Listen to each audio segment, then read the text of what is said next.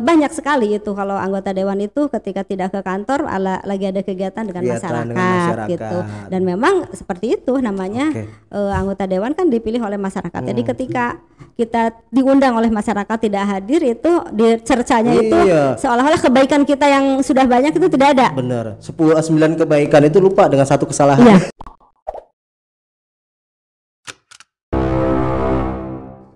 Assalamualaikum warahmatullahi wabarakatuh. Jumpa lagi kawan rujuk di Rujuk Podcast dan masih bersama gue Muhammad Lukman. Kawan rujuk, DPRD sebagai lembaga legislatif tentunya harus memiliki marwah ataupun kehormatan sebagai wakil rakyat. Nah, untuk membahas terkait marwah dan kehormatan DPRD, kita kedatangan tamu yaitu Ketua Badan Kehormatan DPRD Kota Bekasi, Bu Haji Lilis Nurlia. Assalamualaikum Bu Haji. Waalaikumsalam warahmatullahi wabarakatuh. Bu, damang Bu. Alhamdulillah sehat. Baik Bu, punten nih, ini kan Abdi ngobrolnya jaga jarak ya Bu, 1 meter lebih. Kalau berkenan gitu buka masker gitu Ibu. Siap. Bismillahirrahmanirrahim biar lebih optimal ngomongnya. Dibuka juga nggak apa-apa kalau misalnya ini. Emang mau dipoto begini? Sama headphone-nya dipakai punten, yang ayah kabelnya di sebelah kiri. Nah iya. Nah Ibu mah tiasa talk show ini mah Bu. Ini. Nah sip, jelas tuh suara Abdi. Sip. Siap. Bu, sebelum kita bincang terkait badan kehormatan nih, sebelumnya ini kan kita tahu nih Ibu Lilis sekarang periode keduanya Bu ya di DPRD-nya. Insyaallah. Alhamdulillah. 2 periode ini Ibu selalu untuk mendapatkan suara selalu terbesar nih. Boleh menceritakan ini buat kawan rujuk nih, buat berbagi pengalaman, barangkali 2014 waktu itu suaranya berapa, kemudian 2019 pileg kemarin pendapat suara Ibu berapa gitu. Boleh silakan diinformasikan. Baik, terima kasih. Saya menyapa dulu ya. Assalamualaikum warahmatullahi wabarakatuh. Waalaikumsalam warahmatullahi wabarakatuh. Selamat pagi menjelang siang ya. Terima kasih sebelumnya saya udah diundang ke sini ya. Tentunya ini adalah suatu kehormatan bagi saya. Alhamdulillah ini waktu masih ada ya sedikit ya sebelum nanti saya melanjutkan kunjungan ya gitu.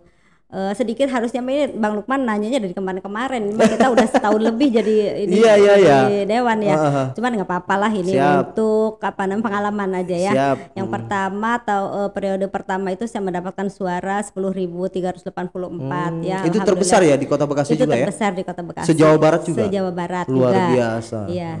Terus yang kemarin periode kedua itu saya mendapatkan suara 18.200 sekian ya. Nah naik signifikan banget tuh Bu, dari 10.000 sampai 18.000 tuh. Ya alhamdulillah kebetulan kemarin di PKS itu lagi mendapatkan angin segar ya. Sehingga 2019 kemarin ya. Sehingga suara-suara teman-teman saya di PKS itu hampir semua dapil. Dapil kan dapat suara dapat kursi dua-dua ya. Kursi dua-dua ya. Dan suaranya signifikan gitu. Ya alhamdulillah itu semua mungkin intervensi tangan Allah dan usaha-usaha kita semua gitu ya, tidak terlepas dari kerjasama teman-teman kita di PKS dan masyarakat juga gitu. Nah seperti itu. Nah cuman mungkin untuk mendapatkan suara itu ya mungkin itu tidak mudah selain juga sebenarnya Bu selain takdir ya, mungkin selain takdir kita juga tentu ada usaha-usaha yang di-manage sebelumnya gitu. Karena kita ketika kita pileg, kita kampanye itu tidak ujuk-ujuk pada saat kan kadang-kadang ada orang yang ujuk-ujuk pada saat kampanye aja gitu ya, kampanye aja gitu turunnya gitu. Cuman saya alhamdulillah di awal itu kan udah ada perawatan yang 5 tahun itu ya saya rawat, dan kebetulan jadi kemarin periode kedua itu jadi kita tinggal menambah aja, tinggal menguatkan saja gitu. Tim-tim itu yang dulu masih juga, jadi masih tim yang lama. Jadi investasi politiknya udah berjalan baik ya insya Allah. Jadi tetap tim yang dulu tetap masih solid dia. Ketua tim, manajer tim itu masih tetap orangnya yaitu Bapak Andang Hendar, suami saya. Suami sendiri ketua tim ya? Itu adalah motivator kita dan konsultan yang bisa berkomunikasi, berkonsultasi siang dan malam 24 jam kan ya seperti itu.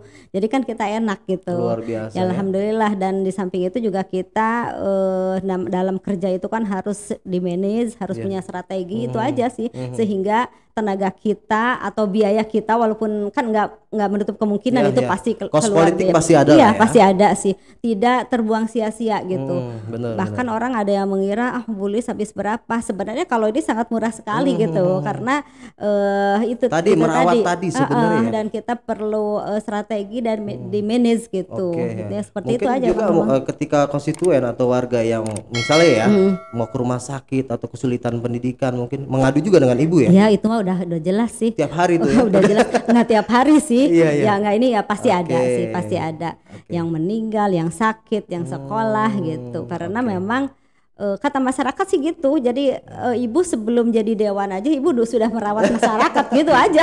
Siap. Bu, ini kan tadi intermezzo nih. Iya. Kawan rujuk itu intermezzo pembuka atau opening awal biar lebih mengenal sosok Bu Lilis Nurlilia sebagai anggota DPRD Kota Bekasi yang suaranya begitu besar dan se-Jawa Barat bahkan ya Bu ya, untuk Indonesia kedua terbesar ya Bu ya. Nah itu bicara intermezzo terkait sosok Bu Lilis. Nah kita juga ingin tahu Bu, Ibu diamanahkan di DPRD sebagai Ketua Badan Kehormatan. Nah masyarakat juga pengen tahu apa sih Badan Kehormatan, kemudian regulasi yang membentuk Badan Kehormatan itu apa gitu. Monggo silakan Ibu. Baik Bang Lukman, mungkin sekalian saya perkenalkan lebih lanjut ya. Alhamdulillah saat ini saya diamanahi jadi Ketua Badan Kehormatan. Cuman selain itu mungkin saya juga jadi anggota dari Komisi 3 ya. Dan juga anggota dari Bapemperda dan sebagai bendahara di praksi. Luar gitu. biasa. Itu amanah amanah yang harus saya emban ya. Dan mudah-mudahan teriring dengan waktu berjalan, mudah-mudahan Allah memberikan kelancaran dan keberkahan. Terus kalau dari Badan Kehormatan itu sendiri ya, itu kan saya juga mungkin diamanahi oleh praksi ya, jadi Ketua Badan Kehormatan mungkin karena ibu ini udah ibu-ibu, udah emak-emak, udah saatnya mengemong gitu. ngomong jadi tugas Badan Kehormatan ngomong dewan ya. Jadi memperingati siapa yang keluar jalur gitu ya. Tapi insya Allah alhamdulillah sampai sekarang sih baik-baik saja gitu ya. Terus kalau dari aturan regulasi itu ya mungkin perlu saya sampaikan bahwa Badan Kehormatan itu kan dibentuk oleh DPRD, ya dibentuk oleh DPRD dan merupakan alat kelengkapan DPRD yang bersifat tetap. Nah itu, dan ditetapkan juga dengan keputusan DPRD yang jumlahnya dari 50 anggota dewan itu ada 5 orang. 5 orang ya? 5 orang di Badan Kehormatan ya. Nah itu terdiri dari 1 ketua, wakil ketua dan 3 anggota. Gitu biasanya. Jadi ini kan Badan Kehormatan salah satu alat kelengkapan dewan juga ya? Kan kalau komisi itu per komisi kalau nggak salah jumlahnya 12 atau 13. Itu. Nah ini kenapa BK cuma 5 orang Bu? Kalau BK itu kan memang sudah dari dari peraturannya dari begitu, dari tatibnya. Ya? Jadi gini Bang, kita itu sebagai anggota DPRD acuan kerja kita itu kan cuma 2 nih, merujuk kepada peraturan Dewan Perwakilan Rakyat Daerah Kota Bekasi nomor 1 tentang tata tertib ya, dan nomor 2 tentang kode etik. Nah, itu.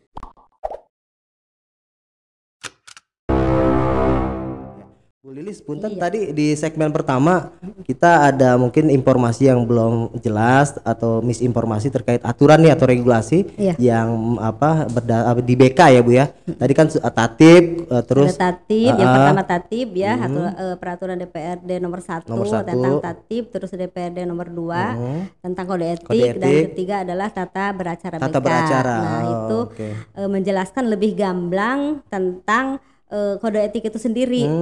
Di situ ada yang namanya tentang sanksi, itu diperinci gitu ya, lebih jelas. Ini gitu. tuh baru di kode beracara kebetulan baru pansuskan 2019 kemarin. 2019 kemarin.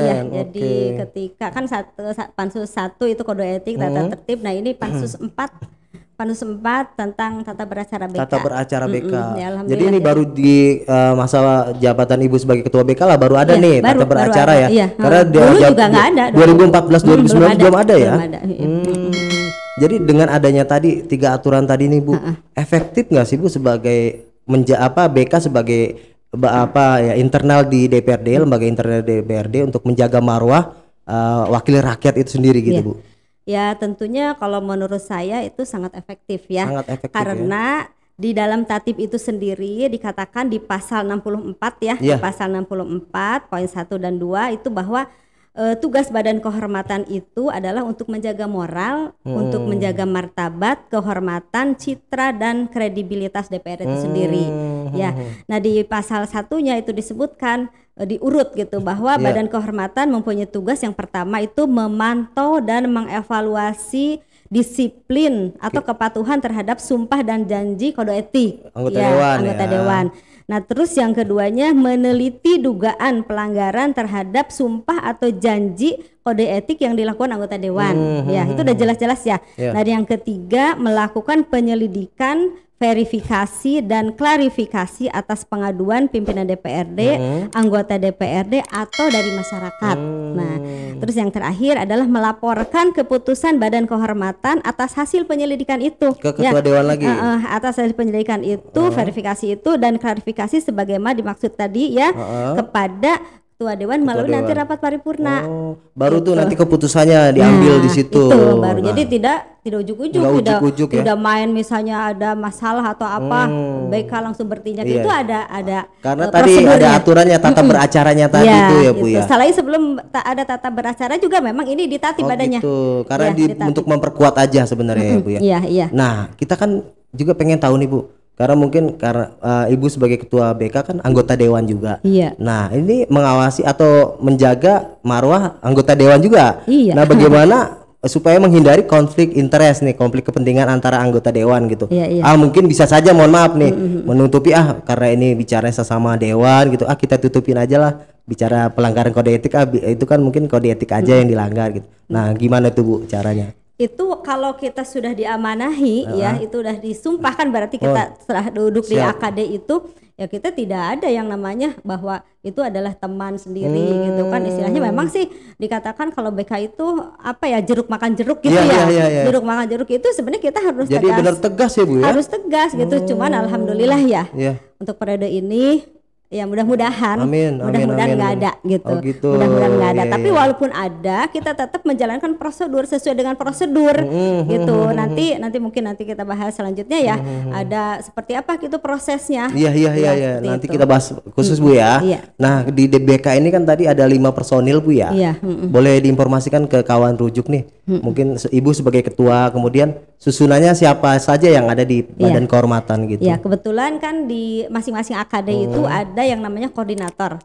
Koordinator itu dari pimpinan DPRD ya. Nah, nanti bagi-bagi ya, koordinator bisa komisi 1 siapa, komisi 2 atau misalnya Bapak Perda siapa, nah termasuk di BK. BK itu koordinatornya Bapak Anim Aminuddin. Wakil ketua 1 ya. Iya, itu koordinator. Nah, terus ketua saya sendiri Lis Nurlia dari PKS ya. Terus PKS, yang wakil ketuanya Bapak Mustafa Haji Mustafa dari Gerindra. Itu ketua dan wakil ketua. Nah, ada 3 anggota yaitu Bapak Rudi Heransyah dari PDIP, terus Ibu Aminah dari PAN dan Bapak Haji Marta dari Golkar. Gitu.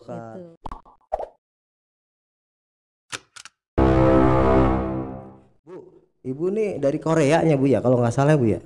Korea Ciparai gitu ya. Korea Ciparai apa sih? Sunda gitu. Ya, orang Sunda. Orang Sundanya Bu ya. Tigarut. Tigarut. Nah, intermejo aja Bu ya. Iya. Nah, kita boleh lanjut ya Bu ya, terkait tadi dalam hal apa aja nih Bu nih? BK sebagai Badan Kehormatan ini bisa melakukan proses nih untuk memantau nih pelanggaran kode etik anggota dewan. Nah, dalam hal apa saja nih yang terkait hal apa saja yang bisa diproses di Badan Kehormatan Dewan gitu Bu? Iya, oke deh. Sebelumnya mungkin kita kembalikan lagi bahwa aturan acuan kita nih ada peraturan DPRD nomor 2 tentang kode etik ya. Kita harus tahu sebelum kita melanjut ke larangan dan sebagainya. Nanti saya sampaikan dulu larangan-larangan ya. Jadi larangan itu tentunya harus kita ketahui, seluruh anggota dewan itu harus tahu larangan apa sebenarnya di DPRD itu yang harus kita taati gitu ya, sehingga tidak menyalahi kode etik ya. Itu dari awal itu di pasal 13 ya di kode etik itu. Kode etik ya. Anggota DPRD itu dilarang merangkap jabatan. Sebagai misalnya sebagai apa? Sebagai misalnya contohnya sebagai pejabat negara atau pejabat daerah lainnya, atau sebagai hakim atau badan peradilan gitu ya, atau pegawai negeri sipil tuh. Pegawai negeri sipil, tentara, kepolisian gitu ya, atau di BUMN ya, di BUMN juga nggak boleh gitu ya, seperti itu. Nah, kalau pejabat negara paling bawah Bu, RW gitu. Boleh gitu ya? Kemarin itu masih banyak ya. Banyak. Anggota dewan jadi ketua RW. Sekarang udah ada aturan baru. Ada aturan baru tadi RT RW itu bahwa RT RW tidak boleh dari anggota dewan. Parpol juga ya. Iya. Otomatis dewan dari parpol ya Bu ya. Iya seperti itu. Nah, terus larangannya selain itu ya juga anggota DPRD itu dilarang melakukan pekerjaan sebagai pejabat struktural pada lembaga pendidikan swasta. Kan banyak swasta yang jadi dosen ya. Nah itu. Jadi harus berhenti dulu sementara gitu. Harus sudah jelas di kode etiknya. Terus sebagai akuntan publik, konsultan, advokat, pengacara, notaris ya, dan pekerjaan lainnya seperti itu ya. Terus juga anggota DPRD dilarang melakukan korupsi. Nah, kalau korupsi mah ini ya. Kolusi dan nepotisme serta dilarang menerima gratifikasi ya. Terus anggota DPRD juga dilarang menyalahgunakan wewenang dan melanggar sumpah janji jabatan. Itu larangan-larangannya, Bang ya. Larangannya, nah, kalau seandainya itu ada pelanggaran ya tentang larangan-larangan tadi kan bertanya Bang ya. Ada terkait apa aja prosesnya? Nah, prosesnya ya. Seandainya itu terbukti, nah kan harus ada pengaduan itu. Ya, jadi ini BK sebelum memproses berarti harus menerima aduan dulu. Harus ada pengaduan. Nah, aduan ini dari siapa Bu? Boleh dari anggota dewan, boleh dari pimpinan, boleh dari masyarakat, boleh. Dan aduan itu harus disampaikan secara tertulis. Jadi tidak ujuk-ujuk nggak boleh misalnya nih, tolong di ini nih. Ya nggak bisa gitu. Harus ada proses tertulis, baru itu disertai bukti-bukti juga. Ada bukti dan ada saksi gitu ya. Nah seperti itu nih. Jadi kalau seandainya menerima aduan ya, dari DBK itu menerima pengaduan ya, terus DBK itu meminta keterangan ya, keterangan dan penjelasan kepada pengadu, kepada saksi, kepada teradu atau pihak lain yang terkait ya. Terus memverifikasi dokumen atau bukti valid nggak tuh yang terkait seperti itu. Nah, hasil penyelidikan itu, hasil verifikasi itu baru Badan Kehormatan itu dituangkan dalam berita acara. Ya, dalam berita acara. Nah, pimpinan DPRD dan Badan Kehormatan itu tentunya akan menjamin kerahasiaannya hasil penyelidikan itu. Jadi tidak diumbar dulu. Oh, jadi nggak boleh terekspos nih? Iya, sementara tidak boleh terekspos. Cuman ya namanya juga di DPRD kan banyak berkeliaran itu wartawan ya. Makanya jadi pengalamannya dicerita ya. Iya. Nggak apa-apa. Sekarang kan suka ada mulai itu yang curhat-curhatan gitu ya. Curhat dong Ma gitu. Ya, curhat-curhatan. Jadi saya sampaikan begini, jangan sampai ada anggota DPRD ini yang tahu, nanti ketahuan wartawan udah bisa rame nih. Bisa rame. Oh gitu ya Bun ya. Ya udah saya bilang kalau masalah internal keluarga selesaikan aja di keluarga di internal. Jadi akhirnya alhamdulillah ya tidak sampai gitu. Itu mah baru curhat-curhatan aja. Siap. Ini mau dilanjut nggak nih? Dilanjut mangga tuh Ibu. Dilanjut nih.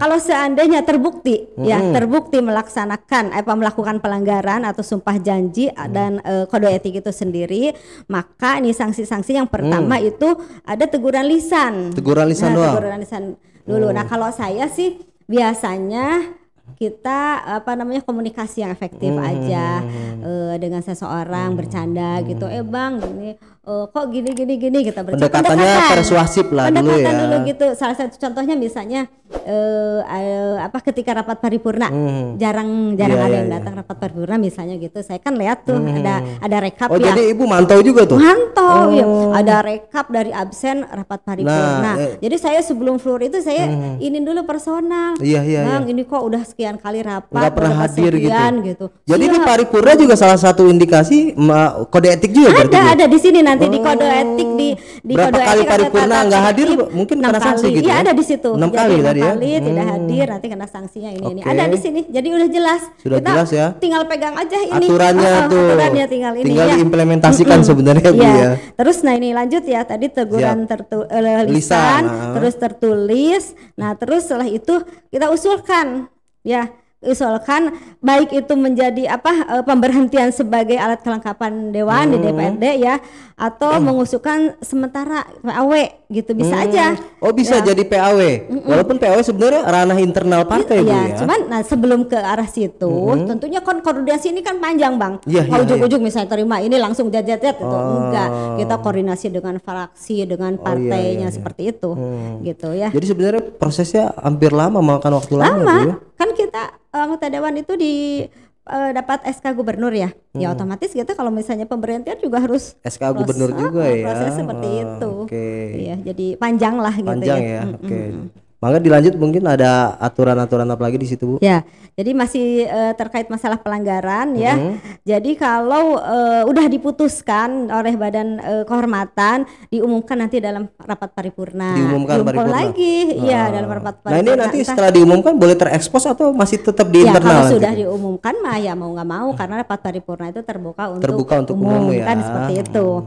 Terus sanksinya itu kan macam-macam ya itu, bisa PAW atau tadi dan lain sebagainya, ada beberapa pengalaman juga. Nah ini boleh dipublikasikan gitu seperti Nah itu. kalau boleh kita flashback Bu ya, periode sebelumnya di 2014-2019 mungkin kita tahu nih ada salah satu pimpinan yang secara aturan ya kode etik ya itu melanggar, kemudian dari pimpinannya diturunin Bu ya jadi anggota biasa gitu. Iya, tetap aja itu kita koordinasi dengan partainya ya. Jadi waktu itu saya sih udah di BK sih, cuman belum jadi ketua ya. Cuman waktu itu saya separuh periode ya, tadinya dari Bapemperda terus saya pindah ke BK gitu. Ya masih tersangkut gitu ya. Jadi kita sempat memproses juga dan sempat lama juga itu, sempat lama juga. Iya, hampir setahun kalau nggak salah Bu ya. Ya memang itulah prosedurnya seperti itu. Nah ketua waktu itu kan dia wakil ketua ya. Itu kan udah jelas aduan-aduannya dari pihak keluarga. Juga sudah jelas gitu ya. Dan makanya kita proses karena harus jelas gitu dari keluarga. Sebenarnya kalau hal-hal itu mungkin tidak diadukan di masalah di internal keluarga sebenarnya bisa sih. Ya. Cuman karena sudah diadukan ke BK, DPRD ya maksudnya sebelum ke BK juga kan istilahnya udah ramai gitu. Secara internal gitu ya. Di DPRD sendiri udah ramai. Udah gitu. tahu lah karakter si dewan ini ya, gitu ya. Akhirnya kan diarahkan gitu. Coba ngadu ke BK. Nah, itu baru dia ngadu ke BK dan kita proses gitu. Nah, sebenarnya kan ya dengan adanya tadi sanksi penurunan jabatan dari pimpinan sampai anggota biasa, ini sebenarnya tegas banget sebenarnya fungsi BK ini sebenarnya. Ya memang harus begitu. Ya memang harus begitu. Kalau nggak gitu kan BK jadi nggak punya marwah dong. Iya.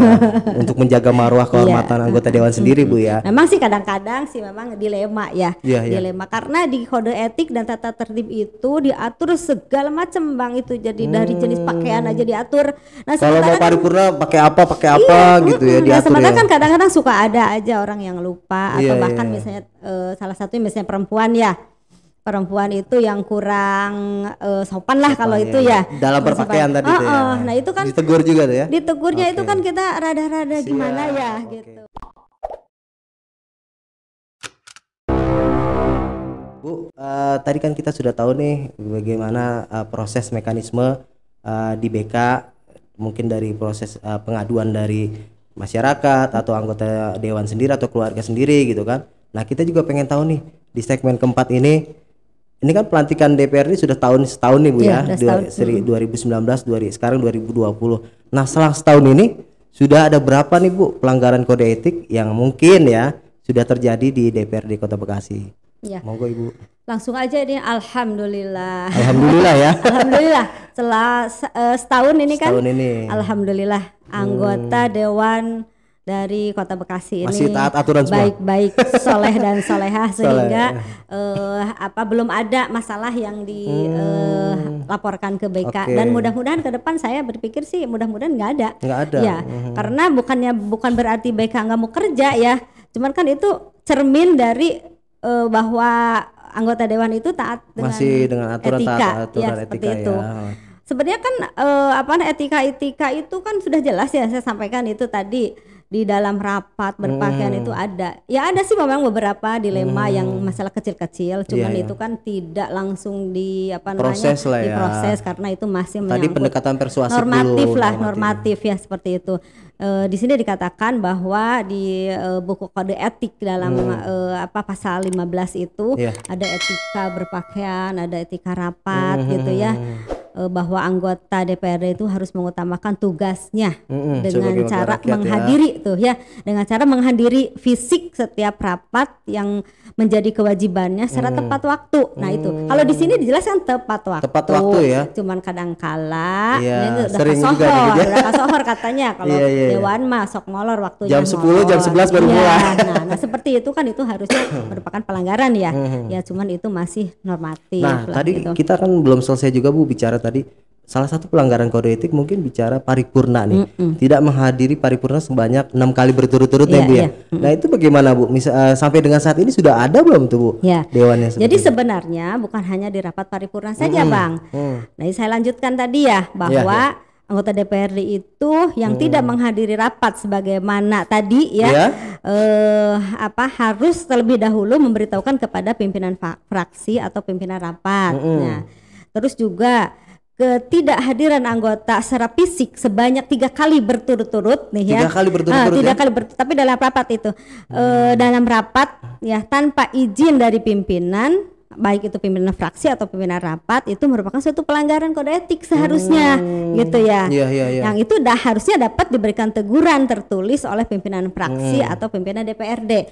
Jadi sebenarnya teguran itu bukan dari BK itu menyampaikan tadi ke ketua fraksinya atau ke ketua DPRD gitu. Nanti itu. Ketua DPRD yang memberikan tadi teguran tertulis tadi. Koordinasi.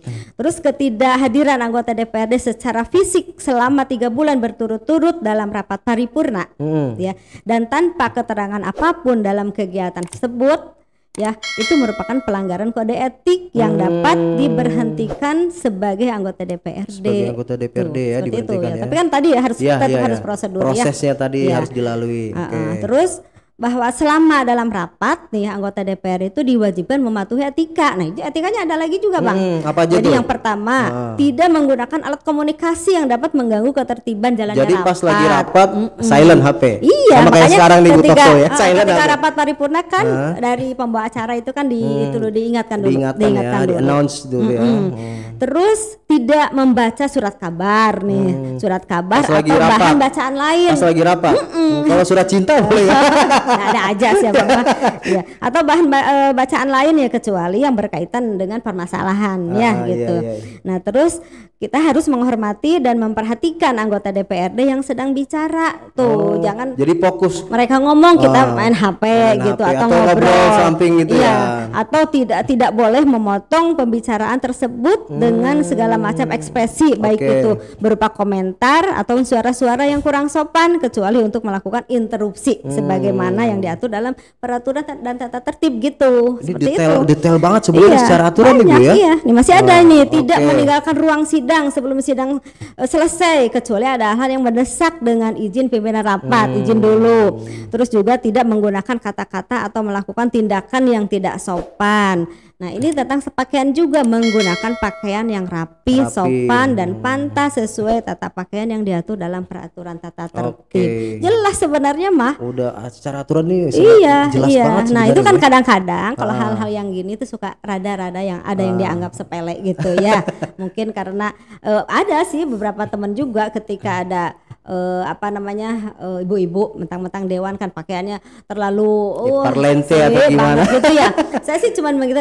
Aduh ini misalnya emang boleh kekurangan bahan gitu pakai legging gitu kan seperti itu aja Bang itu ditegur. Jadi cuman bercanda lah atau ini tegurannya gitu mudah-mudahan dengan begitu kan mereka juga tidak tersinggung tapi juga bisa menyadari gitu ya seperti itu. Nah ini juga kita pengen tahu Bu bicara kehadiran karena bicara anggota DPRD itu wajib absen nggak Bu setiap hari harus datang nggak sih Bu? Harus datang makanya di situ ada kehadiran kan memang harus kan di depan itu ada absen Bang. Iya, di depan pas kita masuk itu ya resepsionis itu ya. Ada absen. Buku absen tuh ya. Cuman kan sekarang nih, mohon maaf sekarang ini lagi banyak yang keluar kota ya Bang ya. Iya, agenda keluar kota agenda Dewan. keluar kota. Jadi mungkin mohon maaf apabila misalnya ada yang sidak ke sana kok absennya kosong. Memang keluar kota hampir semua AKD. Karena mau akhir tahun juga kali Bu ya. Ya, mungkin kerja pansus, kerja dewan harus gitu. di Uber ya. Di Uber ada targetnya gitu. Kan kita ingin juga tidak menafik ini Bu, iya, bahwa banyak kejadian mungkin wakil rakyat atau dewan banyak yang tiap harinya mungkin nggak hadir ke DPRD, alasannya mungkin kan sebagai wakil rakyat nggak harus sebagai wakil rakyat nggak harus datang ke kantor tapi turun ke masyarakat. Nah itu bagaimana alasan seperti itu ya, Bu? Kan kalau itu nama juga manusia ya, kita juga nggak bisa melototin terus ya. Mereka emang melototin 24 jam kan enggak ya. Dan aturan-aturan itu memang dibuat sedemikian rupa memang supaya meminimalisir ya, kesalahan-kesalahan gitu. Tapi balik lagi itu namanya manusia, tetap aja mungkin yang namanya keperluan itu pasti ada, yang namanya alasan itu pasti ada kan gitu ya. Tidak bisa dipungkiri kan. Siap, seperti itu. Cuman selama itu mungkin masih dalam koridor itu sebenarnya masih dimaklumi. Kan banyak sekali itu kalau anggota dewan itu ketika tidak ke kantor lagi ada kegiatan dengan masyarakat gitu. Dan memang seperti itu namanya anggota dewan kan dipilih oleh masyarakat. Jadi ketika kita diundang oleh masyarakat tidak hadir itu dicercanya itu seolah-olah kebaikan kita yang sudah banyak itu tidak ada. Bener. 9 kebaikan itu lupa dengan 1 kesalahan. Iya, seperti itu Bang. Iya.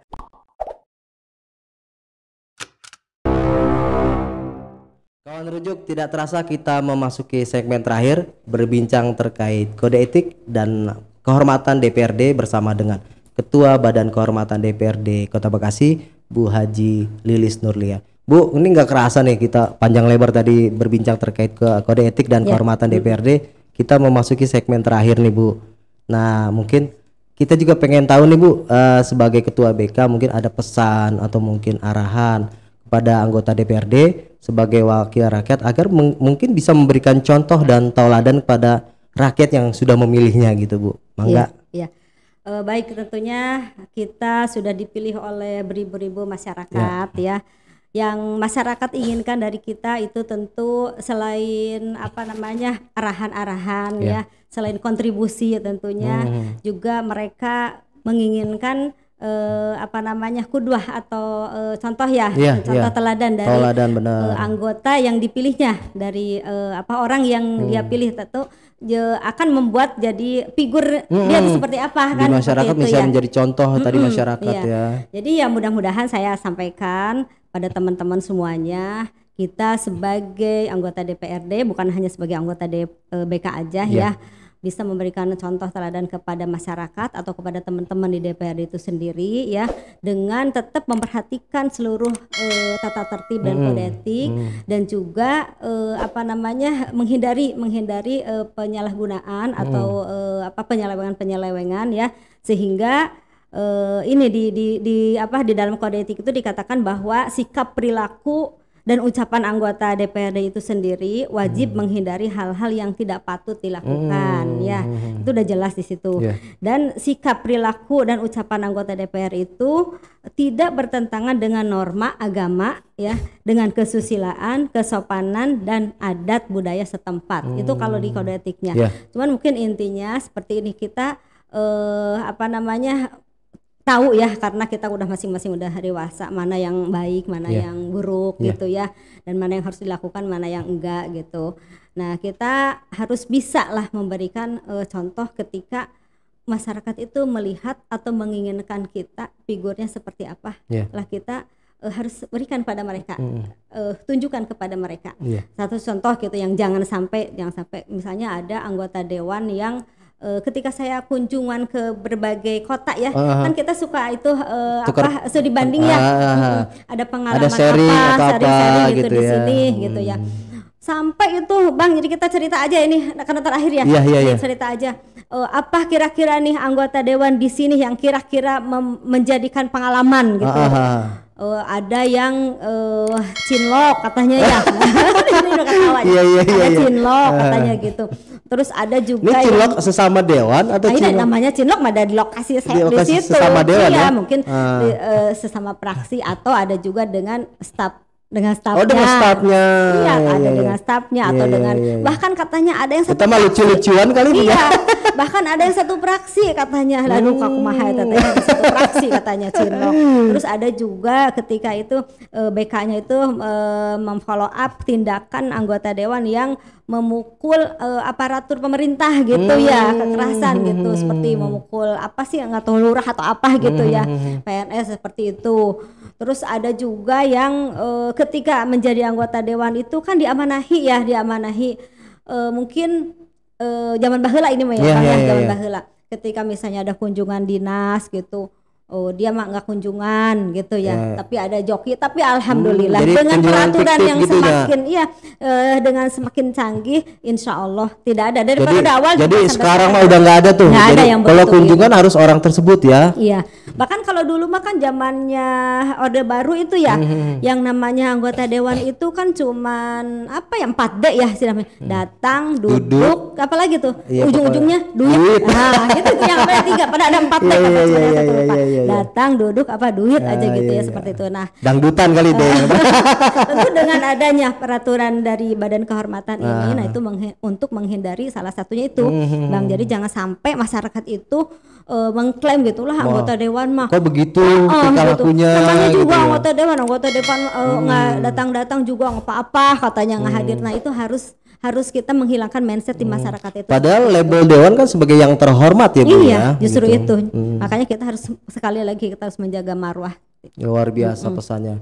Kawan Rujuk, itu pesan dari Bu Lilis sebagai Ketua Badan Kehormatan DPRD Kota Bekasi kepada anggota DPRD Kota Bekasi periode 2019-2024. Nah, sebelum kita mengakhiri talk show atau diskusi kita hari ini, ada sedikit games atau Q&A nih Bu.